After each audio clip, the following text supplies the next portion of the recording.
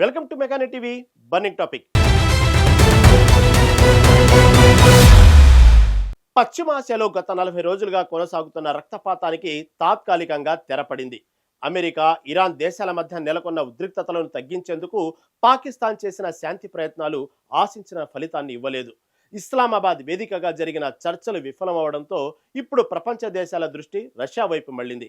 Russia అధ్యక్షుడు Vladimir Putin స్వయంగా రంగంలోకి దిగి మధ్యవర్తిత్వానికి సిద్ధమని ప్రకటించడం అంతర్జాతీయ రాజకీయాల్లో పెను సంచలనంగా మారింది.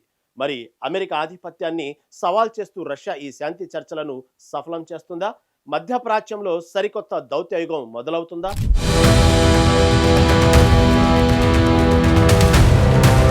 పశ్చిమాసియాలో సుదీర్ఘంగా సాగుతున్న యుద్ధానికి తాత్కాలికంగా బ్రేక్ పడింది. దాదాపు 40 రోజుల నిరంతర పోరాటం తర్వాత అక్కడ తుపాకులు నిశ్శబ్దమయ్యాయి. పాకిస్తాన్, టర్కీ, బహ్రెయిన్ దేశాల సానుకూల చొరవ ఈ మార్పుకు కారణమైంది. ఇరాన్, అమెరికా మధ్య 2 వారాల పాటు కాల్పుల విరమణ ఒప్పందం కుదిరింది. ఈ స్వల్ప విరామాన్ని శాశ్వత శాంతిగా మార్చాలని ప్రపంచ దేశాలు ఆశిస్తున్నాయి. ముఖ్యంగా అమెరికా అధ్యక్షుడు డొనాల్డ్ ట్రంప్ ఈ ప్రక్రియను గట్టిగా ప్రోత్సహిస్తున్నారు. ట్రంప్ సూచనలతో పాకిస్తాన్ ఈ వ్యవహారంలో కీలక పాత్ర పోషించడానికి ముందుకు వచ్చింది. ఇరు దేశాల మధ్య ఉన్న విభేదాలను తొలగించడానికి ఒక వేదికను సిద్ధం చేసింది. ముఖాముఖి చర్చల ద్వారా సమస్యలను పరిష్కరించుకోవాలని ఇరు పక్షాలను కోరింది. శాంతి స్థాపనలో తమదైన ముద్ర వేయాలని పాకిస్తాన్ ప్రభుత్వం ఈ అడుగు వేసింది.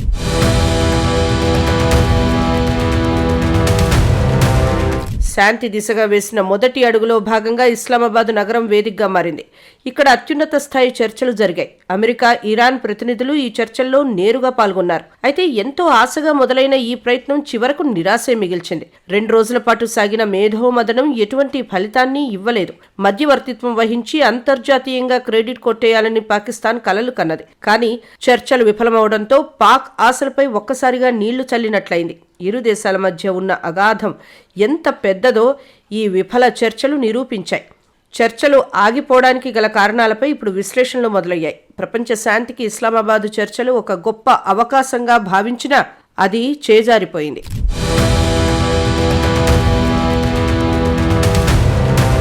పాకిస్తాన్ జరిపిన ఈ శాంతి ప్రయత్నాలు విఫలం కావడానికి ప్రధాన కారణాలు ఉన్నాయి. అమెరికా వైపు నుండి వచ్చిన తీవ్రమైన ఒత్తిడి ఒక కారణమైతే ఇరాన్ చూపిన మొండితనం మరో కారణం.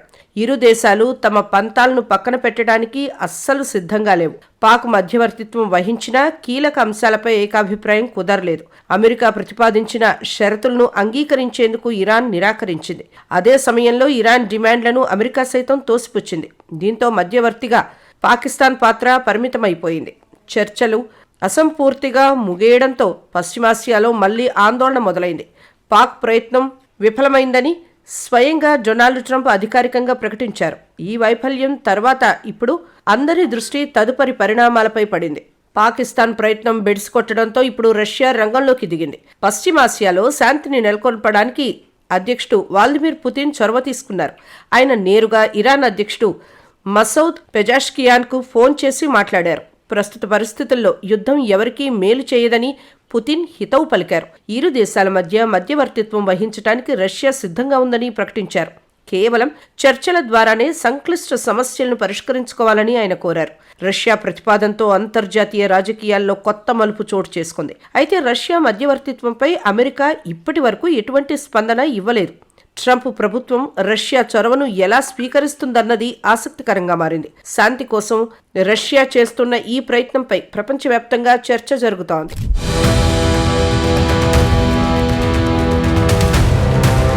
ఇరాన్తో రష్యాకు ఉన్న పటిష్టమైన సంబంధాలు ఈ మధ్యవర్తిత్వానికి బలాన్నిస్తున్నాయి. గతంలో జరిగిన S-400 మిస్సైల్ డీల్స్ వీరి బంధాన్ని మరింత దృఢం చేశాయి. సైబీరియా గ్యాస్ పైప్లైన్ ప్రాజెక్టుల ద్వారా ఇరు దేశాలు ఆర్థికంగా ముడిపడి ఉన్నాయి. అంతేకాకుండా సిరియా యుద్ధ సమయంలో ఇరాన్, రష్యా కలిసి పనిచేశాయి. యుద్ధ క్షేత్రంలో పుతిన్కు ఇరాన్ నాయకత్వంతో ఉన్న అనుభవం ఇక్కడ కీలకం కానుంది. పరస్పర విశ్వాసం ఉన్న దేశంగా రష్యా చెప్పే మాటను ఇరాన్ వినే అవకాశం ఉంది. రష్యా రంగంలోకి దిగడం అనేది అమెరికా ఆధిపత్యానికి ఒక సవాల్గా మారింది. ఒకవేళ రష్యా సఫలమైతే అంతర్జాతీయ వేదికపై బ్రిక్స్ కూటమి ప్రభావం పెరుగుతుంది. ఇది గ్లోబల్ డిప్లొమసీలో రష్యా స్థానాన్ని మరింత మెరుగుపరుస్తోంది. అందుకే పుతిన్ ఈ అవకాశాన్ని చాలా సీరియస్గా తీసుకున్నారు.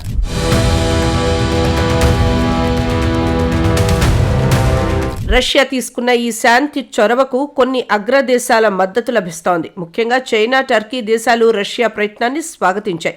ఈ దేశాలు పశ్చిమాసియాలో స్థిరత్వం రావాలని కోరుకుంటున్నాయి. అయితే అమెరికా ఈ ప్రతిపాదనను అంగీకరిస్తుందా అన్నది పెద్ద ప్రశ్న. అగ్రరాజ్యంగా తన పట్టు కోల్పోవడానికి అమెరికా ఇష్టపడకపోవచ్చు. మరోవైపు ఇజ్రాయెల్ కూడా రష్యా మధ్యవర్తిత్వంపై అనుమానాలు వ్యక్తం చేసే అవకాశం ఉంది. ఇజ్రాయెల్ ప్రయోజనాలను రష్యా ఎంతవరకు కాపాడుతుందన్నది సందేహమే. ఇరాన్ మిత్రదేశంగా రష్యా ఉండడం ఇజ్రాయెల్కు కొంత ఆందోళన కలిగించే అంశం. ఇలాంటి అనేక భౌగోళిక రాజకీయ చిక్కుల మధ్య పుతిన్ అడుగులు వేస్తున్నారు. అందరినీ ఒప్పించి చర్చల మేజా వద్దకు తీసుకురావడం పుతిన్కు పెద్ద సవాలే.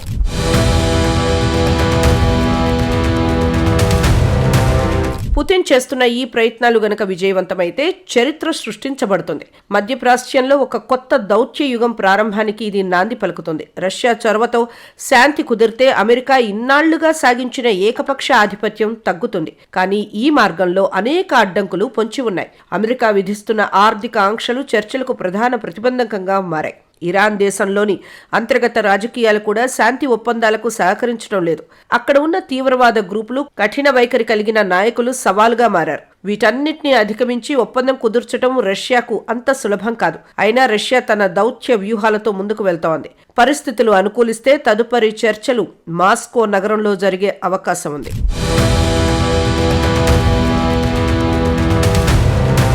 ప్రస్తుతం పశ్చిమాసియా భవిష్యత్తు రష్యా తీసుకునే చర్యలపై ఆధారపడి ఉంది. మాస్కోలో చర్చలు జరపడానికి అటు అమెరికా, ఇటు ఇరాన్ అంగీకరించాల్సి ఉంటుంది.